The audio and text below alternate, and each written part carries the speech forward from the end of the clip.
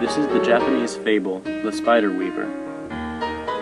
Long ago, there was a young farmer named Yasaku. One day, he was working in the fields and saw a snake getting ready to eat a spider. Yasaku felt very sorry for the spider, so he ran at the snake with his hoe and drove the snake away, thus saving the spider's life. Then the spider disappeared into the grass, but it first seemed to pause a minute and bow in thanks to Yasaku. One morning, not long after that, Yasaku was in his house when he heard a tiny voice outside calling, "Yasaku-san, Yasaku-san." He went to the door and saw a beautiful young girl standing in the yard. "I heard that you were looking for someone to weave cloth for you," said the girl. "Won't you please let me live here and weave for you?" Yasaku was delighted because he did need a weaving girl, so he showed the girl the weaving room, and she started to work at the loom. At the end of the day, Yasaku went to see what she'd done, and was very surprised to find that she'd woven 8 long pieces of cloth, enough to make 8 fine kimonos. He'd never known anyone could weave so much in just a single day.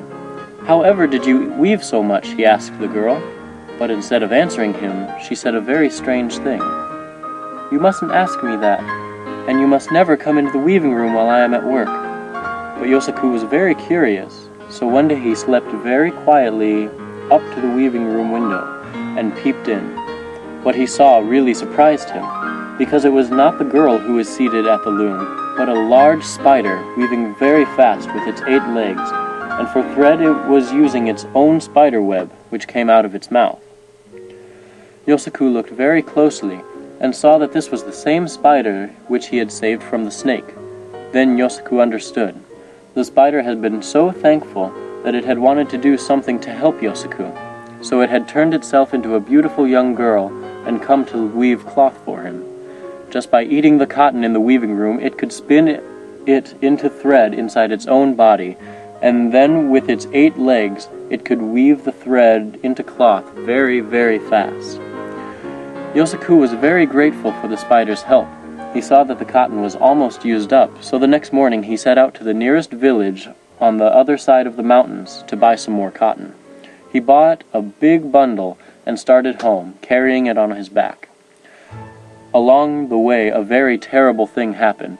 Yasaku sat down to rest, and the same snake that he had driven away from the spider came up and slipped into the bundle of cotton.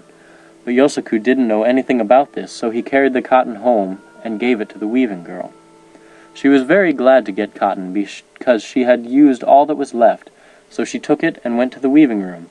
As soon as the girl was inside the weaving room, she turned back into a spider and began eating the cotton very, very fast, as though it were something very delicious, so she could spin it into thread inside her body.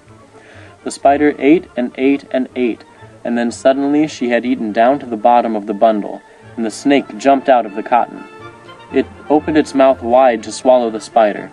The spider was very frightened and jumped out the window. The snake went wriggling very fast after it, and the spider had eaten so much cotton that it couldn't run very fast. So the snake gradually caught up. Again the snake opened its mouth very wide to gulp her down.